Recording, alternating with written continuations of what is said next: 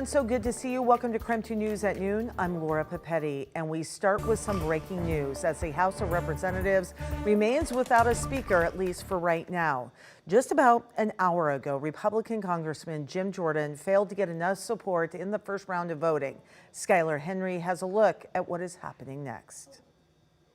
Of which the Honorable Jim Jordan of the state of Ohio has received 200 votes. A still divided House failed to turn up enough votes in the first round to name Ohio Republican Jim Jordan as Speaker, despite an enthusiastic nomination. I rise today to nominate the gentleman from Ohio, Jim Jordan, as Speaker of the People's House. Democrats countered with their own nominee, Congressman Hakeem Jeffries, and pointed to Jordan's record. This body is debating elevating a Speaker nominee who has not passed a single bill in 16 years. But Jordan isn't giving up. He headed into today's vote with confidence. Will you be Speaker by the end of the day? I hope so. Some in the GOP are still sore over ex-Speaker Kevin McCarthy's ouster and feel this is a case of the tail wagging the dog. We've had a minority of the majority dictate all of this, and it's unacceptable. A House without a speaker can't get much of anything done, and the seat is vacant as war escalates in the Middle East and an election year looms large here in the U.S. If he's going to lead this conference during a presidential election cycle, and particularly a presidential election year with primaries and caucuses around the country, is going to have to be strong and say Donald Trump didn't win the election and we need to move forward. Jordan was asked about those election-denying concerns this morning. I've been very clear about that. There were states who unconstitutionally changed their election law, and that's what I objected to. Jordan wouldn't say how many rounds he's willing to go to clinch 217 votes.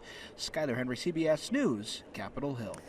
Most Republican lawmakers in both Washington and Idaho did vote for Jordan, except for Idaho Representative Michael Simpson, who voted for House Majority Leader Steve Scalise. Keep it here right now on KREM 2 as we continue with the updates as the House continues to try to elect a new speaker.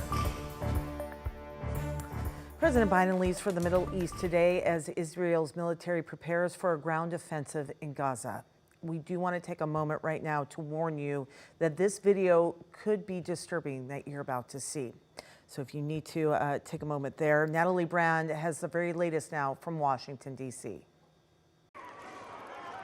Palestinians scramble to rescue terrified children following an Israeli airstrike in the southern Gaza town of Rafah. It's an area where Israel told civilians to go after evacuating from the north. CBS News Gaza producer Marwan Al-Ghul describes what he saw. I saw dozens of killed people and dozens of injuries, not enough ambulances, no civil defense. The people here try to do all of their best to take out the injuries by their hands. Israel says it was targeting Hamas hideouts and command centers. Hamas is holding about 200 people hostage. These are photos from a propaganda video showing 21-year-old hostage Mia Shem. It's very hard to see my daughter. I see the pain. I see that she's in physical pain. I see she's in emotion. She's very emotional. President Biden heads to Tel Aviv today for meetings with Prime Minister Benjamin Netanyahu and his war cabinet on Wednesday in what will be the strongest show of U.S. support yet. The U.S. and Israel are working on a plan to enable humanitarian aid from donor nations to reach civilians in Gaza. There's also concern about the path forward for Palestinians after the war ends. We want to make sure that anybody that is living in Gaza and has to leave or wants to leave can absolutely get back. That's home. President Biden will also travel to Amman, Jordan, where he'll meet with that country's King Abdullah, Egyptian President Abdel Fattah al-Sisi, and Mahmoud Abbas, head of the Palestinian Authority. It's still unclear when Israel will launch a ground invasion of Gaza. Here in Spokane, community members gathered yesterday to show their support for Palestinians. Organizers say the demonstration is a response to a resolution supported by the Spokane City Council last week. That resolution condemned the violent act of war against Israel and reaffirmed Israel's right to exist and defend itself. Organizers say the demonstration is a call for council to retract its resolution. The American people don't want our government supporting genocide. We want our government to be supporting justice. We want a free Palestine. Councilman Jonathan Bingle sponsored last week's resolution. KREM 2 asked him about opposition to that resolution, and he says the statement is good and fair. He says he does not plan to retract it.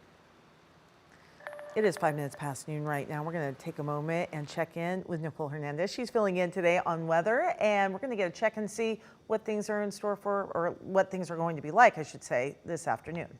Hey, Laura. Yes, we have a really beautiful fall-like day in store from us.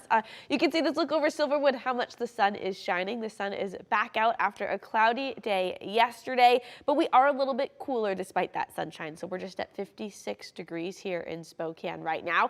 As we look forward to the rest of the day, we're going to be warming up to the low 60s or high 50s, depending on where you're at this afternoon. That is, though, pretty typical. It may not seem warm because, of course, we're coming off of summer, but that is pretty close to average for a nice fall-like day. The other thing we're dealing with is a little bit of random moisture that might pop up here and there over the course of the next day. We still have that low-pressure system moving its way around our region, more north of us than actually hitting us here, but because of it, we do end up with little bits here and there of potential moisture, particularly hitting Omak, Wenatchee, maybe moving its way into Moses Lake late tonight, and then kind of moving its way through northeast Washington and north Idaho as well. So some of us dealing with that, most of us, though, nice and clear with just a little bit of cloud cover later this evening.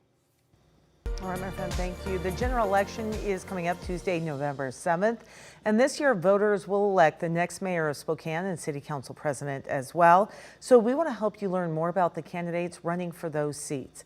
Our very own chief journalist, Amanda Rowley, asked each of them to, quote, spill the tea on who they are and where they stand on important issues. So tonight we kick things off with Mayor Nadine Woodward.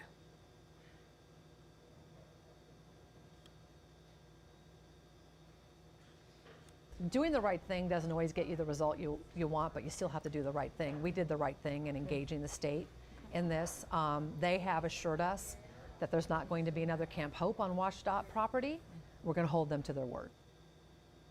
All right. So Amanda met with the mayor ahead of the primary election coming up, or election in August. We'll share that interview tonight on KREM 2 News at 6, and tune in all week long to catch Amanda's interviews with mayoral candidate Lisa Brown and council president candidates Betsy Wilkerson and Kim Please.